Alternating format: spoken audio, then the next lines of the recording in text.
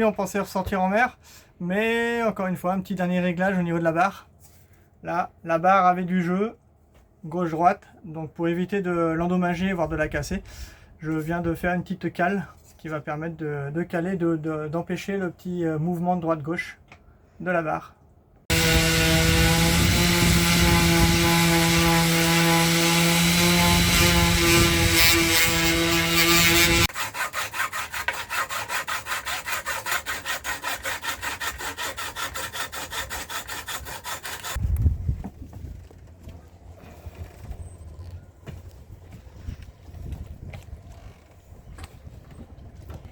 Donc là, le mouvement de la barre, on voit qu'il y a quand même un jeu assez important, donc avec la cale, on va essayer de l'estomper.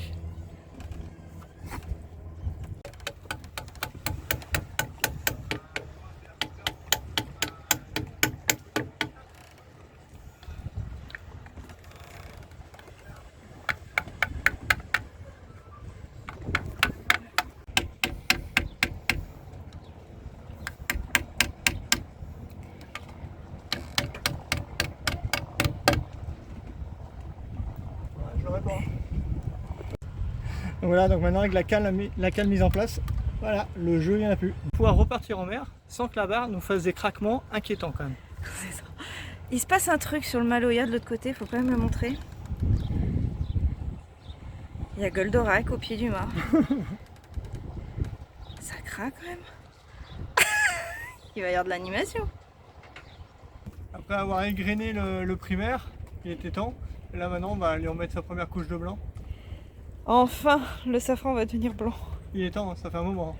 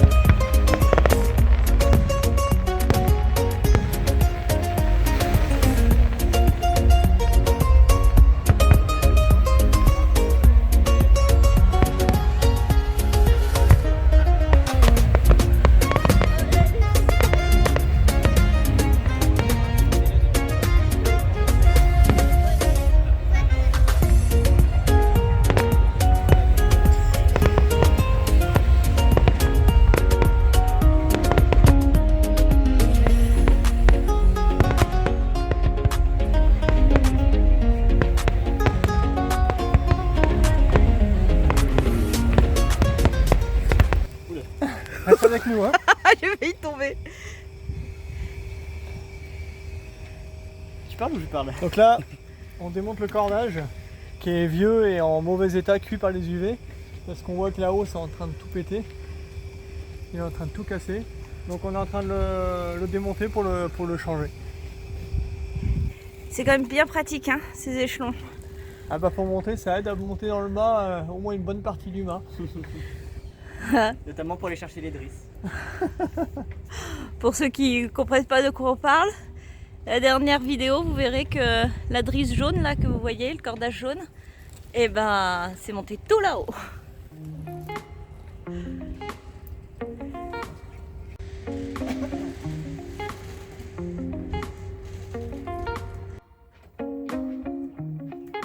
Alors ce qu'on est en train de faire avec Maël, on est en train de faire le cordage qui va permettre d'assurer les échelons qui iront sur les haubans que papa est en train de mettre en place.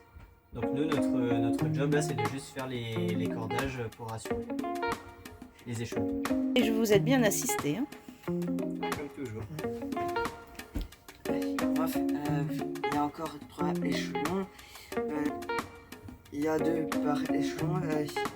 Il y a 6 À faire. À faire. Trop fort.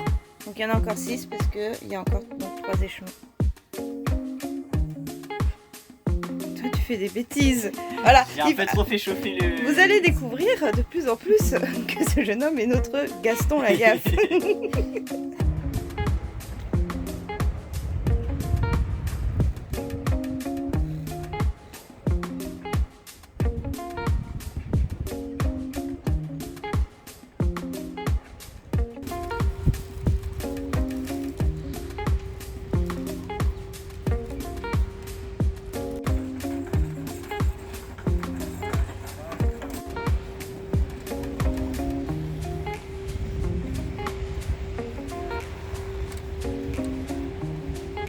Tu vas faire de la plongée? Non, Qu'est-ce qui se passe? j'ai fait tomber des aiguilles de notre voisin Max à l'eau et du coup notre voisin le ponton il va nous chauffer. Du coup Bruno il va plonger pour aller chercher. Espérer aller les trouver. Ouais. Bruno il fait quoi comme travail? Il fait gendarme maritime. Ouais. Et il est spécialisé dans les plongées et les recherches plongées. Donc on va espérer qu'il trouve. Ouais. Bah oui. Elle, dès qu'elle peut aller à l'eau, elle y va. Là, elle est froide.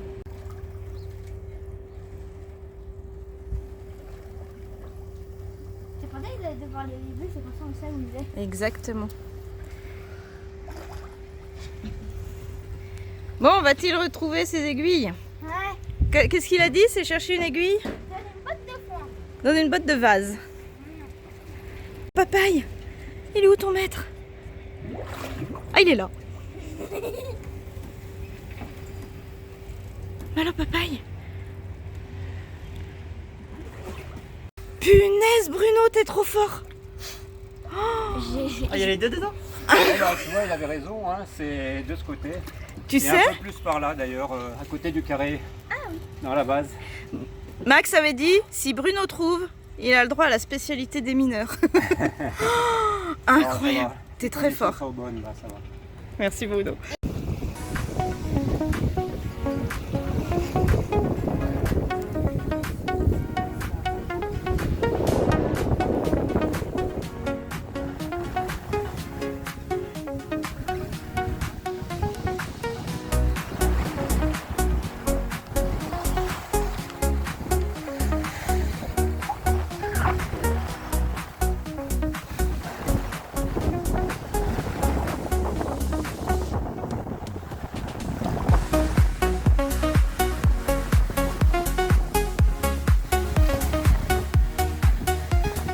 On va sortir en mer aujourd'hui dans des conditions très agréables.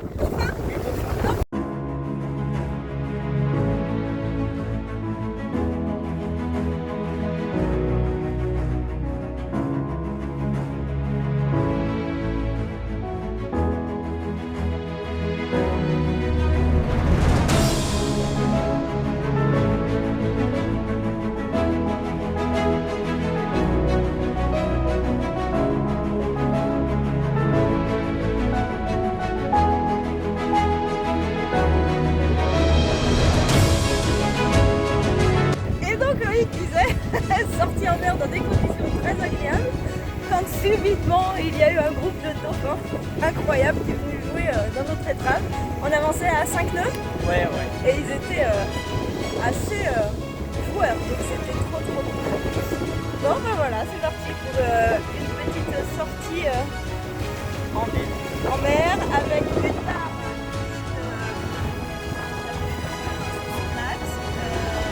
Bon voilà, on est plutôt pas mal.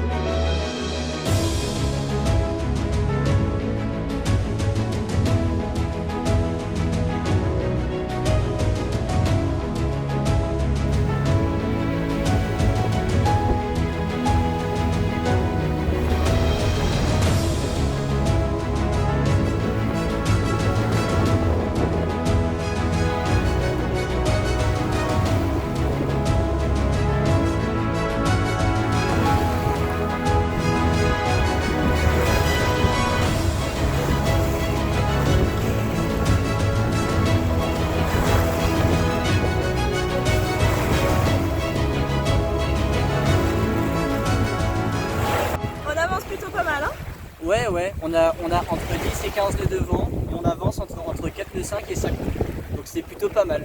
Et on fait du près comme allure. Et on est près, donc ça veut dire qu'on a le vent qui arrive quasiment face au bateau. Donc c'est plutôt pas mal. C'est un bon ratio, ouais. Il y a encore plus pour les sentir.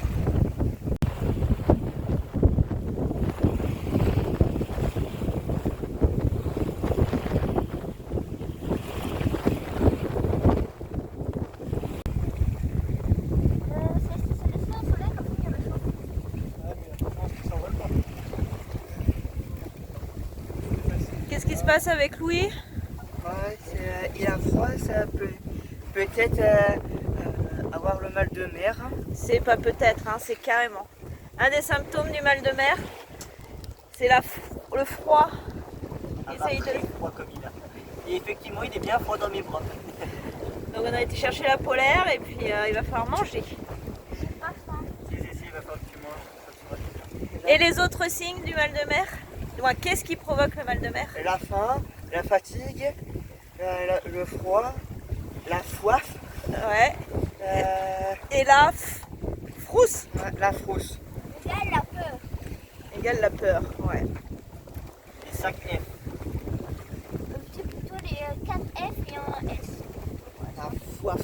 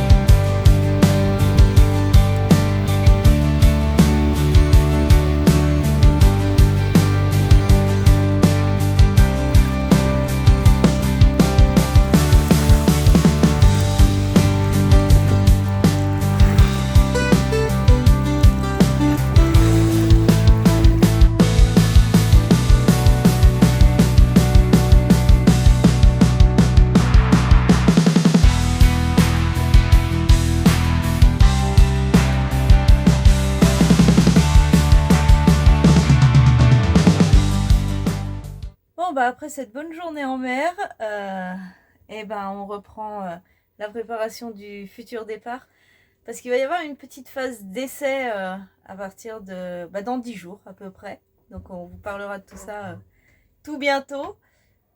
Et là on est en train de trier la pharmacie parce que pour certaines destinations il y a certains médicaments qui sont interdits par les douanes de certains pays. Et en même temps ça permet aussi de nous faire un tri aussi par rapport aux dates. Tout ça, c'est tout ce qu'on jette. Ouais. Tout ça, c'était ce qu'on était périmé. Vous aussi, chez vous, vous avez des pharmacies énormes avec plein de produits périmés. C'est la folie quand même. Mais il faut quand même dire que depuis maintenant plus d'1 an, on va plus jamais chez le médecin. Et ça, c'est notre pharmacie naturelle. C'est ça, ça remplace tous les médicaments. Et donc, surtout là, donc, sur août-septembre, on sera de retour ici à La Réunion. Il va falloir qu'on prenne rendez-vous chez notre médecin traitant pour prévoir tout le stock de médicaments. À moins qu'on passe par des organismes sur Internet qu'on voit aussi. On voit passer ça voilà, sur d'autres chaînes YouTube. On est encore en réflexion, mais il va pas falloir réfléchir trop longtemps et agir. Mais bon, déjà là, ça fait voilà, du bien et du vide. Puis avec un garçon qui s'est cassé 2 fois le genou, dont 1 fois opéré, un mari qui s'est fait opérer de l'épaule il y a quelques mois, et bah c'est trop bien parce qu'on a des sets stériles qui nous restent pour faire des pansements propres ou quoi. Et ça, quand on va être en mer, c'est vrai que ça va être super bien. On a pas mal de compresses, donc ça c'est bien, ça se périme pas. On a des très grands pansements. Vous voyez, il y a même ça. On se dit que voilà, il arrive un accident en mer, ça peut être, c'est des pansements ça qui aide à la cicatrisation. Ça peut être quand même du matériel intéressant, donc on garde. Bah, c'est tous les médicaments qui sont périmés ou qu'on n'a pas le droit d'avoir en bateau, en particulier le tramadol. Donc ça va partir à la pharmacie et être recyclé normalement par... comment ça s'appelle? Cyclamed. Cyclamed, c'est ça. Et ça, c'est ce qu'on garde. Donc voilà. Mais il va falloir compléter, parce que par exemple, on n'a aucun antibiotique. Anti-inflammatoire, on en a très peu.